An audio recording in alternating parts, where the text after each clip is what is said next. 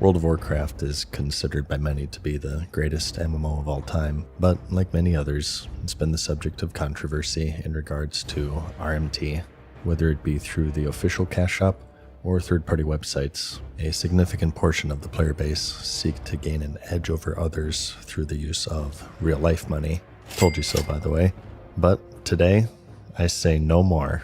Not only will I reach the maximum level without spending any real-life money, I'll do it without spending any in-game money, in hardcore mode. This is the story of the Penny Pincher.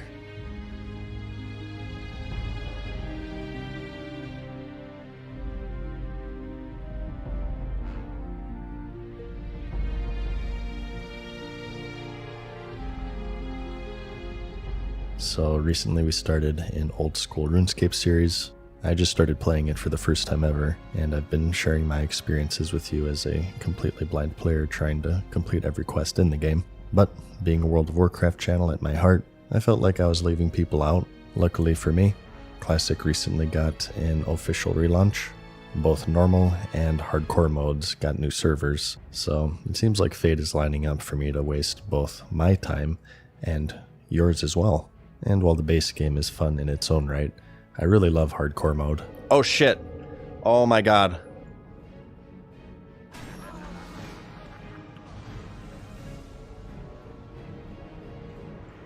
I'd like to thank you guys for checking out my stream tonight. I love this game, it's my favorite. I'm actually going to take a 2-year break. But do you know what you shouldn't take a break from? Protecting your online privacy and security with the premier virtual private network service, NordVPN. This segment is brought to you by NordVPN, who are offering an exclusive deal that includes 4 extra months for free by clicking the link below or in the description. So very early on, like a decade ago when I first started my YouTube channel, I lost it temporarily. Someone got into it and started uploading random cryptocurrency videos, and the reason why this happened was because I clicked on an email that contained malware. But if I'd have been using NordVPN, it wouldn't have happened because of their Threat Protection Pro, which scans files for malware and making sure that it's safe before it touches your device.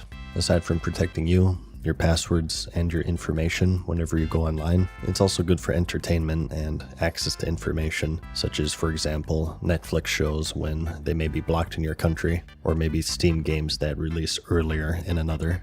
Just connect to any country of your choosing and enjoy easy access. So sign up today and take advantage of an exclusive deal, either in the link in the description and the pinned comment below, or by going to NordVPN/MadSeasonShow and claiming an extra 4 months on a 2-year plan, as well as a 30-day money-back guarantee. But anyways, hardcore mode, if you didn't know, is, well, hardcore. If you die once, it's over. You can't corpse res, you can't spirit res, you cannot be revived by another player. You have just 2 options.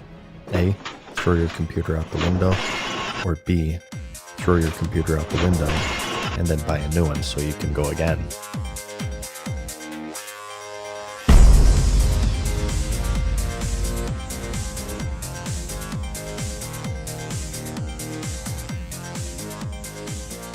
But that's not enough for me.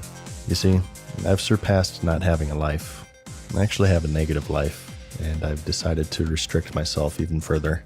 The rules are simple. While I can earn money, I can't ever spend it. As simple as it sounds, it introduces a plethora of challenges that cripple my character's power and convenience. This means that I can never train any spells. What I start with at level 1 is what I end up with. This limits me offensively, defensively, and utilitively. Is that a word? Probably not. I can never train professions. I can never repair my armor if it breaks. I can't buy anything from vendors. I can never train different weapon skills. I can't respec. I can't purchase a mount, nor can I use flight paths. It's also going to be solo self-found, which means no grouping nor trading. Oh, and I have to do it all without dying. I will only receive money and never reinvest it back into my character. The true Bobby Kotick experience. I've also downloaded the accountant add-on to track things, and there'll be a running tally at the bottom of the screen in case you were curious of how much gold I earn when, not if, I hit level 60 without spending any. So the first step is to choose a class, and there are a few considerations here. First off, because I can't train, that means any spellcasters are automatically off the table, as spells don't scale with level in any way. So that means mage, warlock, and priest are all eliminated, as well as shaman, based solely off the principle that I'd have to play disgusting horde filth. So this leaves hunter, druid, rogue, paladin, and warrior as viable options, and while they all have merit, I think the class with the highest chance of earning success is the hunter, due to their ability to tame pets and have them tank for you. Wait a second, they have to buy ammo. Oh shit. Okay, whose stupid idea was this? So this means that my 200 starting shots are invaluable, as it's my only way to pull from range from level 1 to 60, at least until I'm able to reach level 20, where I can farm cracked golems in Darkshore as they drop smooth pebbles, which means that I'll also be restricted to guns, and seeing as how I can't train any weapons, that also means that my only choice is dwarf. So, bust out the Mountain Dew and break out the Hot Pockets, cause you're about to see some serious shit. This is hardcore World of Warcraft without spending any money.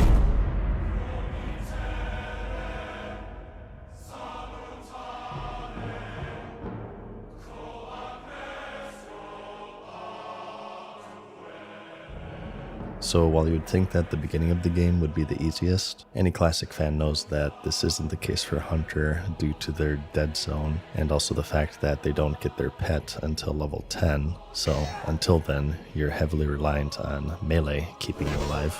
The first thing I want to say here is that this challenge can be made to be trivial.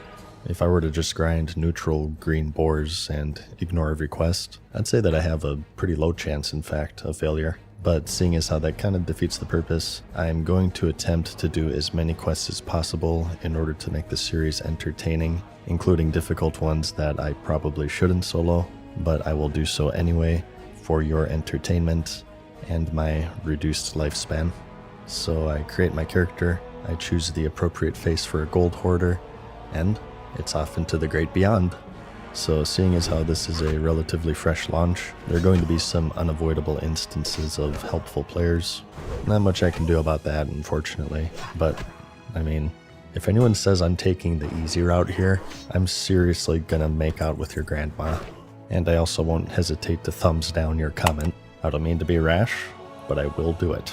So anyone who's played Vanilla Hunter before will know that the start of the game can be the most dangerous, as it's before you have your pet, like I said. The dead zone is quite large, in fact, so when enemies roll up on you, you're forced to fend for yourself in melee. So until then, we're going to have to be extremely careful and choosy with what we do. Cave systems are probably a bad idea for now, but as long as I'm careful, I should be fine. Right. Wait, hold on a second. Better put on my action bar so I have plenty of room for Raptor Strike. The game taunts me with that quest to teach you about the skill trainers. I'm forced to look at everything that I can't train, like a kid with his nose pressed against the glass of a storefront on Christmas. Whatever. Using abilities is so 2000 and late, but as awkward as hunters are early on, I don't really anticipate having a problem with introduction quests. You kind of have to try to die with them. Like this guy, for instance. I run into the first fallen champion and decide to pay my respects appropriately. Wait. A multi-boxer? I thought those were banned. I was under the impression that Blizzard is really strict with upholding their TOS. What the F is this? I for one am shocked. So you may have gathered at this point that I'm progressing this series as I upload it, which you might think is a little premature, and while I am used to that, I actually think it's cooler because it adds a bit of mystery if I'm actually able to do it or not. Well, I mean, I know I'll be able to do it because I'm a pro, but if I wait until I do it, then there won't be any suspense that the next episode that I upload may be the last. Which, even on the off chance that I do die, I think I might even continue it and just change it to how few deaths I can get before I reach 60. In hardcore mode, if you didn't know, once your character dies, you have the option to transfer to classic era, where you're just a normal character, so I could continue it like that if I want. But none of that even matters anyways, because there's no chance that I'm dying. So we do the usual stuff, kill wolves, trogs, boars, and eventually we reach the Troll Cave quest. which is the first that actually requires aggressive mobs. But as long as you take them on one at a time, it's not too bad, even with just melee. Oh, dude, small black pouch. 6 slots? I don't know if it's just me, but I'm convinced that there's nothing more orgasmic than looting a 6-slot bag on a fresh character in World of Warcraft. Not even an orgasm. Actually, on that note, that's one of the things I like best about hardcore mode. You have like this reignited fear and intimidation of the world. So any upgrade just smothers your brain in dopamine like a Japanese bukkake. I mean, I even get excited for quite upgrades at this point. Speaking of which, we got a doozy of an axe upgrade here. Look at that crap. 0.7 DPS upgrade. But the only problem, it's our first cave, and anyone familiar with hardcore knows that caves typically aren't a good idea. So we gotta be careful. Doubly so since we have just one ability at our disposal. You might be thinking at this point, okay, now's the time to start dipping into our ammo, right? It's a worthy consideration. If you're a mere mortal, that is. Luckily for me, I've transcended past plain neckbeardia. I have a Reddit account and a fedora, so I decide to send it and save my ammo for a true challenge. The path is long and dangerous as enemies are respawning behind me. The journal drops off of the boss of the cave, Gricknir the Cold. A little fun fact is that this guy's name spelled backwards is Rinkrig, which is a reference to absolutely nothing. But the scary thing with him is that he has a frost shock, making him a shaman, and we all know that shamans are completely broken. Thanks, Kevin. But more importantly, he's accompanied by a guard, making it a threesome. That is, unless you're a professional god gamer, and you know that he isn't linked to him, and you can pull him separately. So I 1v1 him, and I'm able to take him out without too much danger. Grab the journal, and on my way out, I grab some style points by picking up the chest, which has nothing useful. Oh. Uh-oh.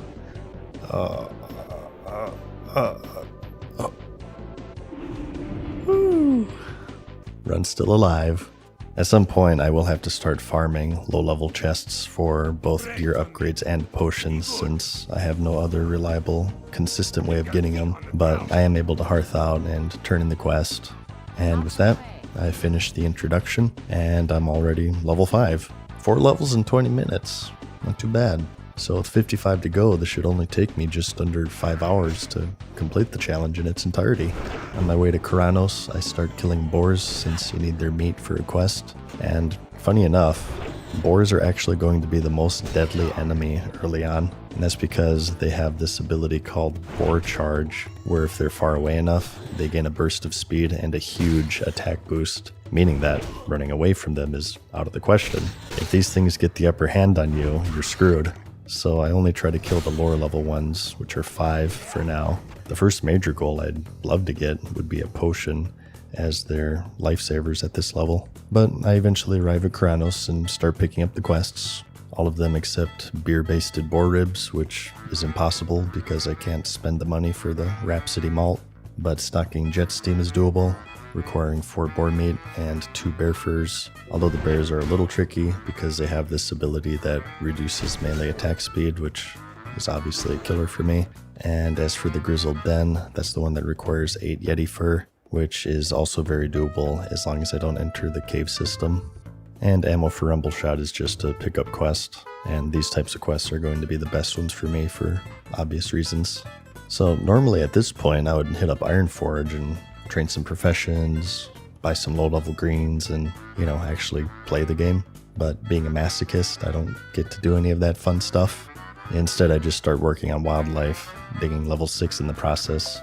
And at this point, the enemies are starting to put up more of a fight, and each encounter needs to be started with full health. And this is where I start running into the major issue with this challenge, and that's the time between the fights. I can't train first aid, nor do I really want to eat, as I'm going to need a lot of meat to keep my pet happy when I get it. So that means that I just have to kind of stand there menacingly watching my bar refill. At some point I need to find a food crate spawn and camp it to stock up. Yes, I actually said that. I need to find a food crate spawn in the recreation of a 20-year-old video game and camp it so I can heal between fights. And I gotta say, at this point, with no pet and no real way to save myself, it's kind of nerve-wracking. But that's the beauty of hard... Yes. Okay. Extra life obtained. This is huge, and I already know that it's going to save me. So it takes a long time, but I finally complete the initial salvo of quests. I get the ammo, I get the animal parts, Yeti fur, and even another potion in the process. So I turn all of that in, and then I'm sent west to Brunall village. Before heading out, I pick up Operation Recombobulation, which is the one where you need the parts from the leper gnomes, and more dangerously Frostmane Hold, where you have to go into that cave and go deep enough to explore it. This is where a lot of people meet their death in this zone. And on the way, we do also have a hidden quest, Tundra McGrand's Stolen Stash. This is the one where there's this Yeti guarding this guy's meat, and you have to be sneaky and wait for it to patrol out and get in there and grab it, which is pretty easy with a little patience.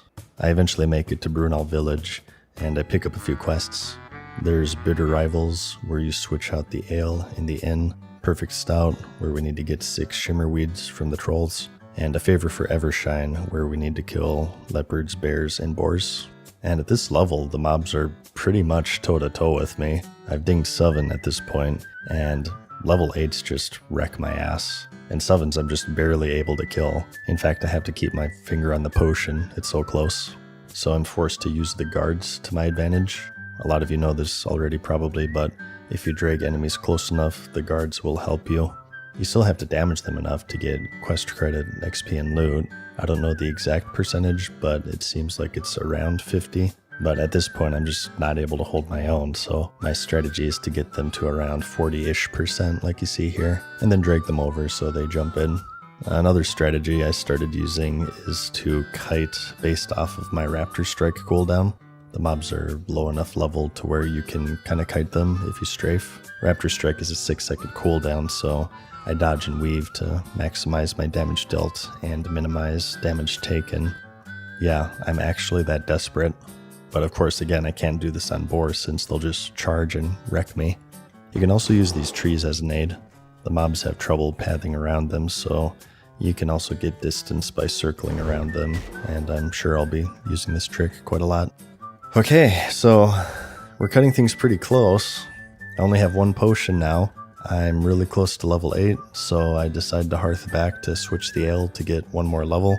I think if I'm 8, that'll be just enough to do this quest way more safely. But, uh-oh, there's a guard. And the only way to get him out is to give him a Thunder Brew, which I can't buy. So my only choice is to wait for another player to do it for me, so I can sneak in like a goblin and save myself like 50 copper. Bobby would be proud. And so, my watch begins.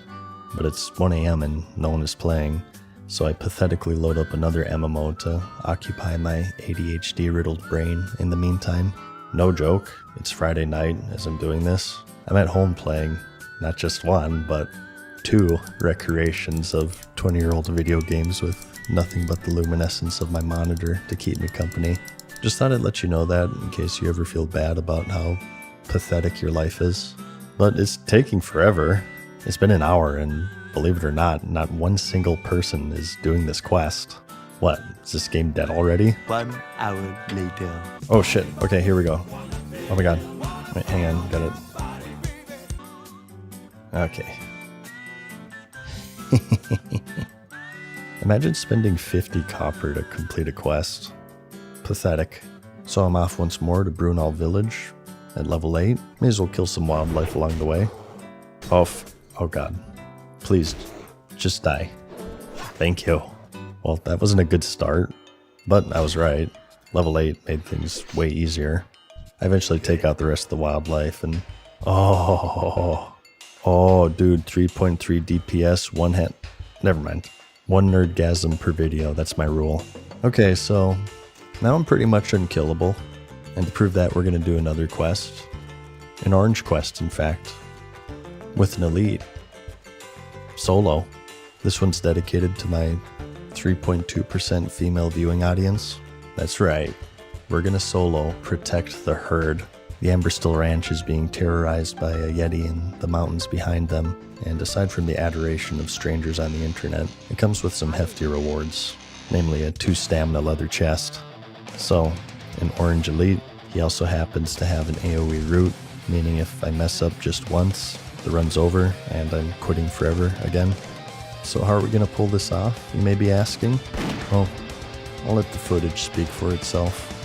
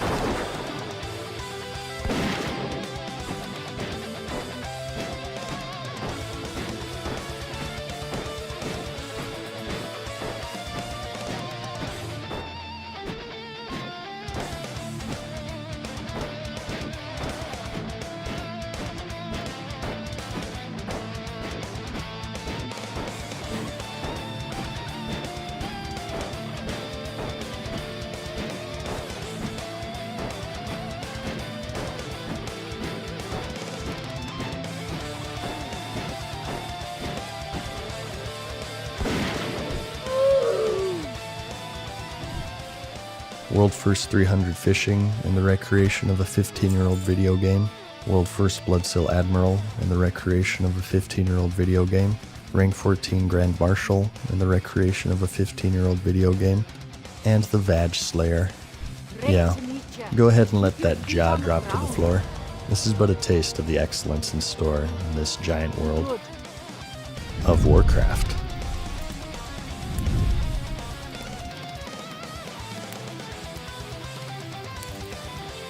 Farewell for now, mortals. We hope you enjoyed today's video. See you again soon.